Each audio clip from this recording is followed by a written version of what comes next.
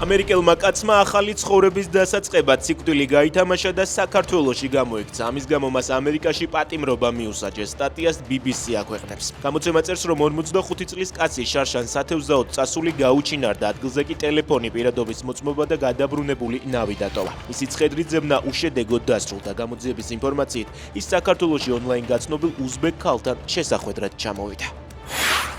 ანაკლის საქმეზე საარბიტრაჟო დავებზე იურისტების დაქირავებისთვის ბიუჯეტიდან 63 მილიონ ლარზე მეტი დაიხარჯა. ამის შესახებ იუსტიციიდან გამოთხოვილი ინფორმაციის საფუძველზე BMG წერს. სამინისტროში აცხადებენ, რომ ამავე დავებზე საარბიტრაჟო მოსარჩელების ხარჯებიც რამდენიმე ათეულ მილიონ ლარს შეადგენს.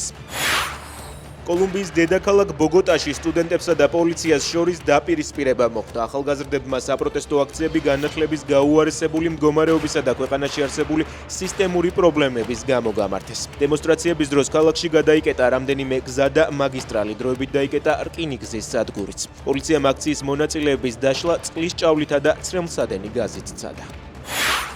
ლაბუბუს შემქმნელი მსოფლიოში უმდიდრესი ადამიანების ტოპ 100-ში შევიდა. მილიარდელების ინდექსი ბლუმბერგმა ცოტა ხნის წინ განაახლა. ვანგ ნინგი 26 მილიარდ დოლარზე მეტ ქონებას ფლობს და უმდიდრესი ადამიანების სიაში 95 ადგილს იკავებს.